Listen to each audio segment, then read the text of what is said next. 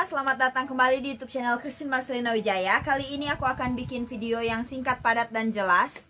Dan di sini sebagian besar aku akan baca teksnya di sini karena aku nggak bisa hafal. Ini naskahnya lumayan panjang. Tapi ini hanya sebagai nasihat aja sih, sebagai saran gitu supaya kalian jangan terlalu galau apabila kalian diblokir oleh gebetan kalian. Jadi di sini pemblokirannya itu berlaku untuk cewek maupun cowok. Jadi ini general ya, secara umum, bisa untuk cewek dan untuk cowok. Tapi sebelum lanjut, jangan lupa tinggalkan like dan subscribe di channel aku ini. Dan aku harap kalian bisa dukung channel aku ini sampai aku bisa memiliki 10 juta subscriber. Yeay! Nah, jadi kali ini langsung aja kita mulai. Aku tahu sih ini durasinya nggak bakalan panjang, soalnya cuma sedikit banget ini topiknya. Topik di sini adalah kalau dia memblokmu. Kalau dia memblokmu, hal ini mungkin akan menyakitkanmu selama beberapa jam, beberapa hari, atau bahkan hingga berminggu-minggu. Hal ini mungkin membuatmu merasa tertekan, cemas, khawatir, dan depresi. Hal ini mungkin membuatmu jadi meragukan dirimu sendiri. Kamu jadi minder, kamu jadi merasa rendah diri dan overthinking. Hal ini mungkin membuatmu merasa putus asa. Dan kamu jadi ingin menelpon dan mengchat mereka sebanyak mungkin untuk membujuk mereka supaya tidak memblokmu lagi. Hal ini mungkin membuatmu merasa sangat putus asa. Dan kamu percaya bahwa semuanya sudah berakhir. Kalaupun dia sudah tidak memblokirmu lagi, tapi chemistry-nya udah beda. Kepercayaan, kepedulian, dan cinta udah pasti berubah. Jadi lebih baik untuk menerima kenyataan kalau mereka sudah tidak menginginkanmu lagi di dalam kehidupan mereka. Berhentilah menghubunginya. Mulailah healing. Mulailah hari yang baru dengan semangat yang baru. Gak ada yang dirugikan di sini. Kamu hanya kehilangan seseorang yang memang tidak ditakdirkan untuk bersama denganmu. Jadi lebih baik untuk terus menjalani harimu karena hal ini terjadi untuk alasan yang baik. Yeay! Jadi itu adalah puisi singkat ala-ala aku. Jadi ya sederhana sih memang kalimatnya. Cuma aku harap semoga kalian bisa mengambil hikmah yang positif dari puisi singkat aku tadi. Dan di sini aku pengen share lagi tentang topik yang ini sama masih. Jadi di sini kalau gebetan kalian, pasangan kalian itu memblokir kalian, ini khusus untuk yang masih pacaran ya. Kalau yang udah menikah lain lagi ceritanya. Soalnya kalau udah menikah ya mau dia diblokir atau gimana, pokoknya kalian harus baikan kayak gitu. Tapi ini untuk yang masih dalam tahap pacaran atau masih dalam tahap PDKT. Nah, jadi kalau dia pasanganmu, gebetanmu memblokirmu, kamu mungkin akan sakit hati atau galau selama beberapa jam, beberapa hari, atau bahkan berminggu-minggu. Dan ujung-ujungnya hal ini akan berdampak pada membuatmu merasa tertekan, cemas, khawatir, dan depresi. Yang mana semua ini adalah perasaan negatif yang harus dihindari sebisa mungkin. Bahkan sampai ke tahap lanjutan, kamu mungkin akan merasa minder, rendah diri, dan juga overthinking. Dan pada ujung-ujungnya kamu pasti akan merasa putus asa karena kamu sudah terbiasa untuk selalu berinteraksi dengan orang ini.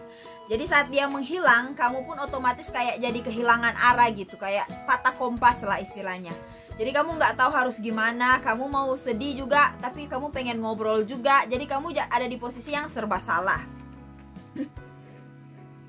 Dan di saat ini kamu pasti akan rela untuk menjatuhkan harga dirimu sejatuh-jatuhnya. Kamu nggak akan peduli lagi tentang ego, asalkan kamu bisa ngobrol lagi dengan mereka, chattingan lagi dengan mereka. Jadi di sini harus be aware ya, waspada kalau kalian sampai melakukan mohon-mohon, mengemis atau gimana, membujuk mereka sampai supaya mereka itu mau balikan ngobrol lagi sama kalian. Lebih baik jangan dilakukan seperti itu. Tetaplah jadi orang-orang yang berkelas.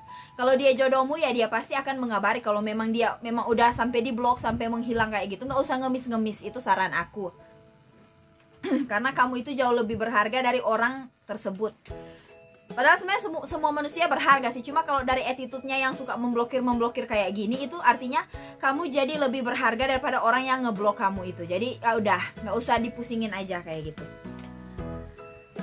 Terus kalau misalnya dia udah nggak blokir kamu, terus dia balik lagi, itu chemistry-nya udah beda, kepercayaan, kepedulian, dan cinta udah berbeda. Jadi di sini ya hati-hati. Kalau orang yang awalnya itu balik baik-baik, lalu tiba-tiba menghilang, terus dia balik lagi, yakin banget aku itu dia itu udah pasti ada yang beda, dan dia udah nggak sesama kayak yang sebelumnya. Jadi entah apapun ya, kalau kesempatan kedua itu pasti orang itu udah nggak bakal sama lagi. Entah apa yang terjadi, tapi intinya selalu seperti itu yang berdasarkan pengalaman aku. Aduh sorry, jadi ini suara aku lagi habis nih. Jadi di sini solusi yang paling terbaik adalah kamu harusnya berhenti menghubungi gebetanmu itu, gebetan atau pacar. Kalian harus mulai healing dan terus melanjutkan aktivitas. Fokus aja diri kalian ke hal-hal yang lebih positif daripada cuma depresi, tertekan, cemas, khawatir. Lebih baik kalian gunakan tenaga kalian atau energi kalian ataupun fokuskan pikiran kalian untuk ke hal-hal yang positif. Misalnya bekerja atau hangout bareng teman-teman supaya kalian jadi happy lagi. Intinya healing lah kayak gitu, atau jalan-jalan lihat pemandangan alam yang bagus kayak gitu. Jadi waktu kalian itu lebih bisa jadi lebih produktif kayak gitu daripada harus galau seharian, nangis seharian, mikirin dilema, nggak mau makan, malas bersosialisasi. Ya itu dampak-dampak dari akibat diblokir ini.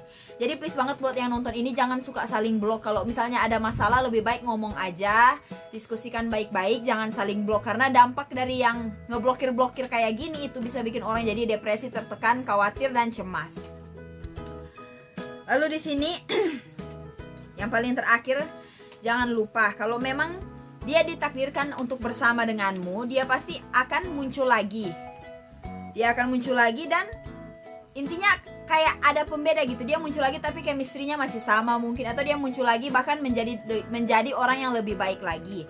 Tapi kalau memang dia udah nggak muncul lagi, ya udah ikhlasin aja, nggak usah berharap terlalu banyak. Intinya kita bisa mencintai orang lain itu kalau kita mencintai diri kita sendiri terlebih dahulu.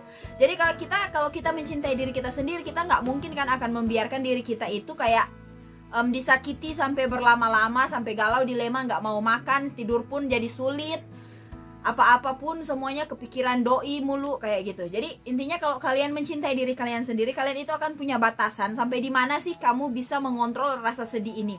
Kalau misalnya kamu udah nggak bisa mengontrol rasa sedih kamu atau rasa cemas, rasa khawatir kamu, berarti itu udah toksik. Itu hubungannya udah toksik, di mana kamu udah nggak happy tapi lebih banyak disedih gitu. Jadi udah nggak balance.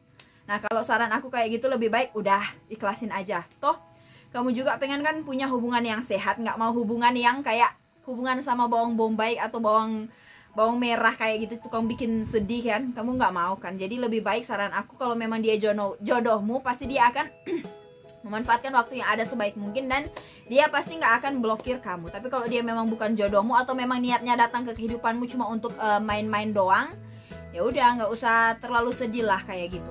Intinya masih banyak juga orang baik di luar sana, cuma mungkin kamu harus bangkit dulu dari keterpurukanmu saat ini. Jadi kalau kamu udah bisa healing, udah bisa mencintai dirimu lagi, udah self care-nya udah bagus, ya udah pada saat itu kamu sudah bisa ready lagi, udah siap lagi untuk membuka hati untuk orang yang baru. Intinya jangan sedih ya, jangan sedih ya kalau misalnya gebetanmu memblokirmu.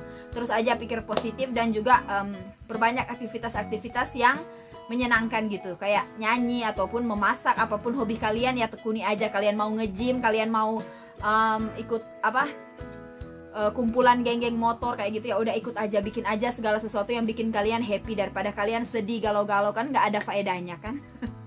Oke deh, sampai di sini dulu video singkat kali ini, semoga bermanfaat. Jangan lupa like, comment, subscribe, dan share. Dan kalau kalian rasa video aku ini bagus, silahkan share juga ke teman-teman kalian. Siapa tahu ada yang lagi butuh motivasi atau sedang berada di dalam situasi yang sama seperti yang aku mention ini. Jadi kita saling bantu aja, saling menguatkan supaya semuanya jadi ceria. Yeay. Oke, bye semuanya. Sampai jumpa di video selanjutnya. Jangan lupa juga follow Instagram aku, CM Wijaya. Bye-bye.